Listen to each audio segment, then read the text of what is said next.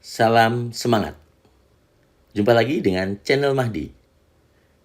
Kali ini saya akan bahas penalaran matematika bagian yang kelima. Kita langsung saja dengan soalnya. Nomor 13. Pada bidang XY terdapat persegi panjang ABCD dengan titik A 1,0, B 4,0, C 4,10, dan D 1,10.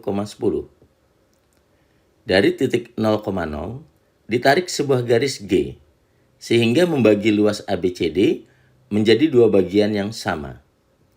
Gradien garis G adalah, nah ini untuk menjawabnya biar mudah kita gambarkan dulu bidang XY-nya. Jadi di sini ada sumbu Y dan sumbu X kita gambarkan. Oke. Kemudian titik A di sini kira-kira ya, yaitu A 1,0. Karena di pertemuan titik potong antara sumbu X dan sumbu Y kan 0,0 kan ya. Oke. Kemudian titik B, nah kira-kira saja di sini, yaitu 4,0. Titik C 4,10, jadi kira-kira juga ke atas gitu. Anggaplah di sini 10-nya. Nah, kira-kira di sini ini adalah titik C yaitu 4,10. Kemudian titik D itu adalah 1,10, kira-kira saja jadi ke sini. Nah, ini titik D-nya yaitu 1,10. Nah, berarti kan sudah membentuk yaitu persegi panjang di sini. Gitu ya. Oke. Persegi panjang di sini. Nah, dari titik 0,0 ditarik sebuah garis G. Nah, jadi kalau garis G kita tarik dari 0,0 itu membagi luas ABCD menjadi dua bagian yang sama panjang. Jadi kalau kita tarik sini, nah ini nggak mungkin lewati C ya, karena kalau seperti ini bangunnya kan ada dua bagian yang nggak mungkin sama dong. Jadi kita geser sedikit seperti ini. Nah, ya jadi membagi persegi panjang ini menjadi dua buah trapesium kan. Ini garis G-nya. Oke. Sekarang saya bikin saja titik perpotongannya setiap sisinya biar mudah ya. Anggap aja ini titik P, ini titik Q. Kemudian dari jarak dari A ke P, kita misalkan ini A. Nah, supaya sama luas dua bagian ini juga A ya. Oke. Kemudian karena dari A ke D itu 10, sedangkan dari A ke P tadi sudah kita misalkan A, berarti dari P ya. Dari P ke D itu berarti kan 10 dikurang A gitu. Maka ini juga dari Q ke B itu juga 10 dikurang A. Oke. Nah, pertanyaannya adalah gradien garis G. Nah, kalau sebuah garis ya, sebuah garis seperti ini misalnya.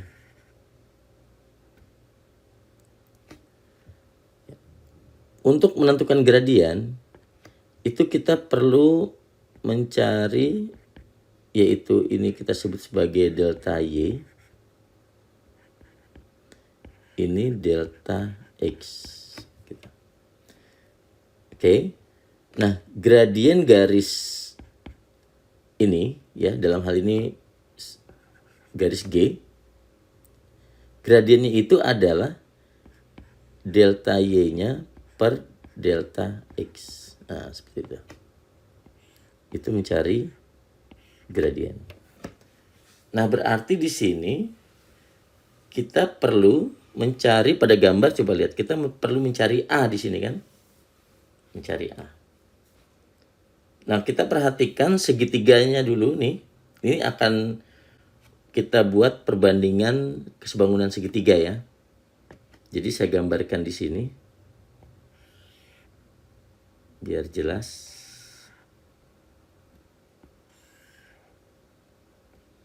Jadi ini 0,0 saya anggap aja titik O ya. Jadi ini di sini titik O. Lalu di sini titik A. Maka ditarik lurus ke titik P. Ini sudah kita misalkan titik Q dan ini titik B-nya. Jadi nanti perbandingannya itu karena apa? Ada dua buah segitiga yang sebangun ya. A ke P dengan B ke Q kan sejajar ya. Jadi kita bisa buat perbandingan dari O ke A. Lalu nanti kita bandingkan dengan O ke B. Juga perbandingan dari sisi AP banding sisi BQ. Gitu ya. Jadi kita bisa tuliskan di sini OA dibandingkan dengan OB sama dengan AP per BQ. Gitu. Oke. Nah, di sini perbandingan ini akan sama dengan dari O ke A kan udah jelas. Titik A kan 1,0 ya. Titik A 1,0. Berarti dari 0,0 ke 1,0 itu jaraknya 1 ya. 1 gitu. Per O ke B. O ke B titik O ke titik B kan 4 ya. Oke. Kemudian dari A ke P digambarkan kan tadi dimisalkan adalah A ya. Nah, per B ke Q adalah 10 min A. Gitu. Sudah? Nah, ini kalau kita kali silang ya, kita kali silang itu adalah 4A sama dengan ini kita kali silang 4A sama dengan 10 min A.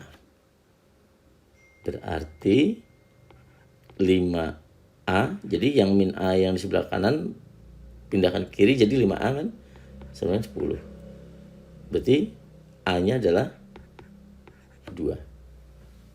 Oke, dapat A-nya 2. Nah, maka gradiennya delta Y-nya itu kan digambar itu adalah yang vertikal, yaitu kita pakai titik OAP juga boleh ya. Jadi di sini adalah sebagai delta Y-nya nih. Jadi A ini sebagai delta Y. Lalu yang ini itu sebagai delta X, jarak O ke A.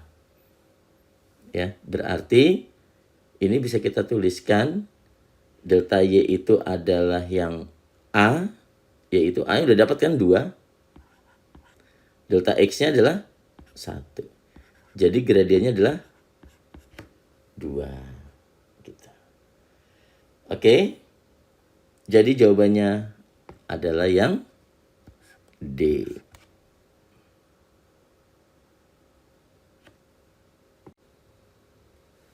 Kita lanjutkan soal berikutnya. Nomor 14. Diketahui data berat badan 5 siswa, rata-ratanya sama dengan mediannya. Jika berat badan seorang anak dimasukkan dalam data tersebut, rata-ratanya bertambah 1 kg. Selisih berat badan antara siswa yang terakhir dimasukkan dengan berat badan siswa terberat keempat adalah.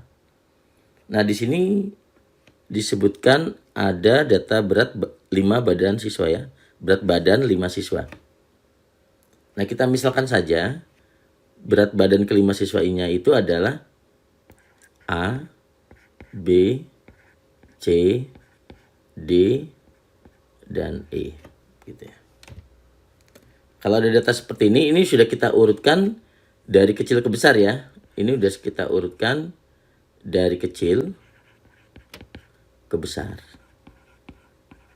Oke. Nah, berarti kalau dari kecil sudah ke besar, maka yang mediannya adalah yang C ya. Jadi bisa kita katakan median di sini adalah nilai tengahnya kan, itu C mediannya. Oke. Kemudian karena rata-ratanya sama dengan median, berarti untuk mencari rata-rata dari data tersebut,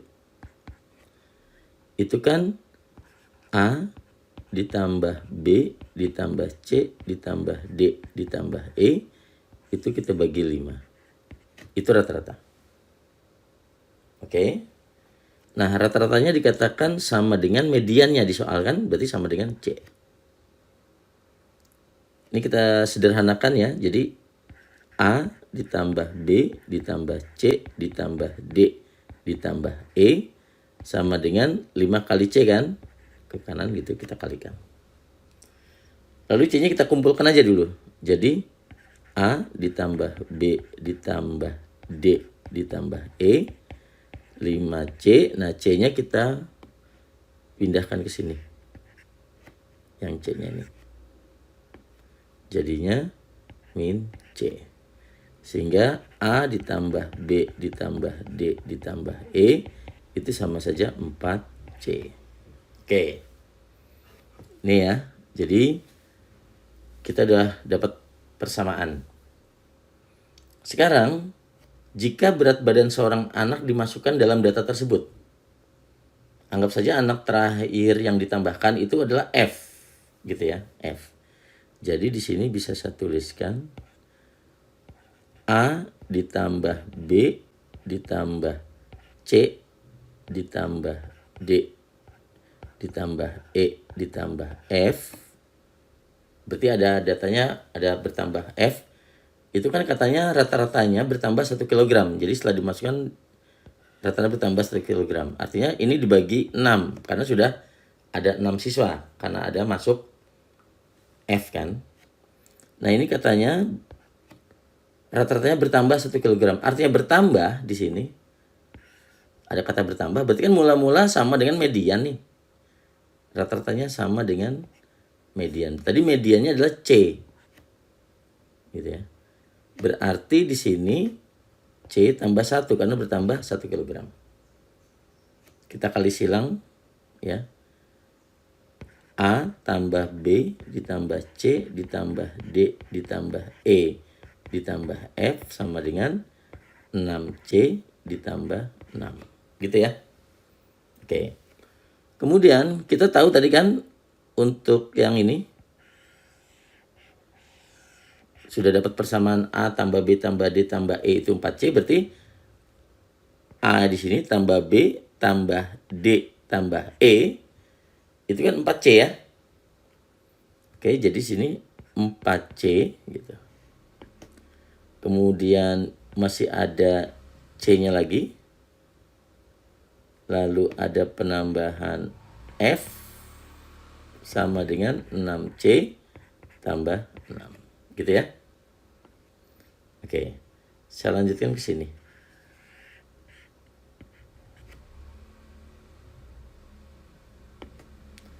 Kemudian C-nya tuh kita kumpulkan saja ya.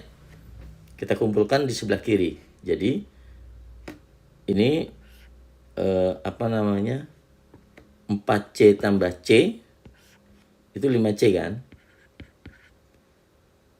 Ditambah F sama dengan 6C ditambah 6. C-nya kita kumpulkan sebelah kiri. Jadi di sini 5C dikurang 6C ditambah F sama dengan 6. Oke, 6C yang di kanan udah bisa pindahkan ke kiri. Ini kan jadinya 5C dikurang 6C min C ditambah F sama dengan 6. Oke, atau F dikurang C sama dengan 6. Gitu ya. Oke. Nah, sekarang kita lihat pertanyaannya. Pertanyaannya itu adalah selisih berat badan antara siswa yang terakhir itu berarti F ya, yang terakhir dimasukkan dengan berat badan siswa terberat keempat. Nah, karena sudah tadi adalah datanya itu sudah ada A, B, C, D, E, F sekarang.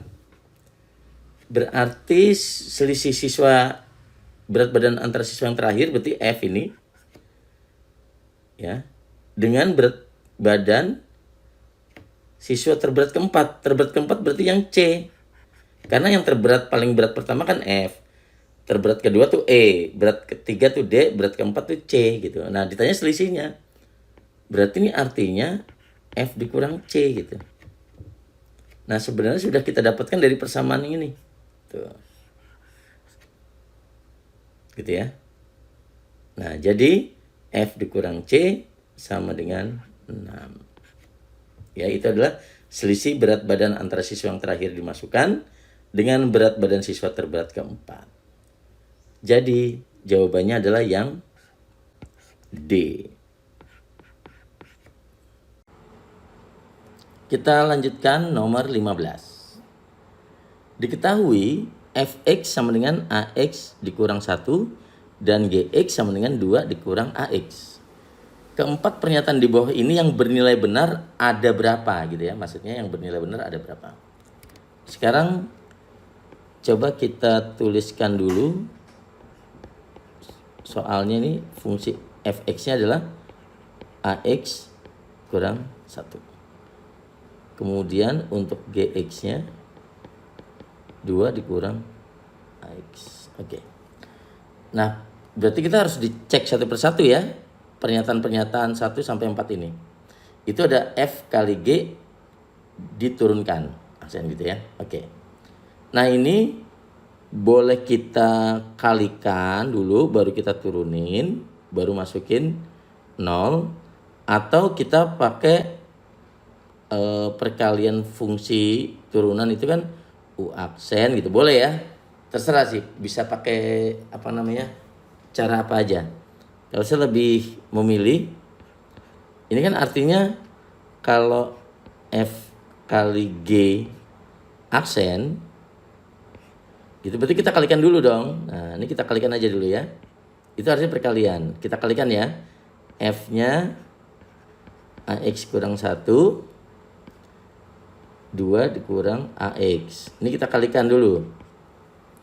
Ax kali 2 seperti biasa ya, kayak kali pelangi gitu. Nah, seperti ini. Jadi Ax kali 2 2Ax. Kemudian Ax kali Ax min A kuadrat X kuadrat gitu ya. Kemudian min ini kalikan min 1 kali 2 min 2. Kemudian min 1 kali min Ax berarti plus Ax gitu ya. Ax ini. Nah, sekarang ini adalah baru perkalian fungsinya. Oke. Sekarang kita turunkan. Kita turunkan. Turunannya ya. Nah, turunannya. Kita tahu bahwa kalau untuk turunan, ini rumus turunan saya ingatkan, kalau Y sama dengan K gitu ya. Konstanta K itu X pangkatnya N, itu kalau diturunkan terhadap X itu kan bisa Y aksen, atau notasi turunan kan DY per DX gitu ya. Itu artinya K-nya dikalikan N atau N kalikan K, N kalikan K, lalu X lagi, lalu pangkatnya berkurang 1. Nah, seperti itu ya. Berkurang 1 pangkatnya. Itu rumus turunan. Nah, sama dengan ini. Ini adalah pangkatnya kan 1 ya. Jadi kalau pangkatnya itu dikalikan dengan konstantanya yaitu 2A, jadi 2A saja. Karena pangkatnya kan 1 dikurang 1, 0. X pangkat 0 itu 1 nilainya. Jadi 2AX turunannya 2A. Untuk yang ini, Berarti pangkat yang di X itu 2, itu kalikan A kuadrat. Berarti 2A kuadrat X. Karena pangkatnya 2 dikurang 1 jadi X pangkat 1 kan. Ini sebenarnya 1 gitu. Kemudian kalau tidak ada unsur X, ya berarti ini 0. 2 diturunin itu 0. Konstanta itu kalau diturunin itu 0. Nah di sini kalau AX ya A gitu ya. Nah sekarang karena pernyataan 1 itu turunan X-nya dimasukin 0 gitu, 0.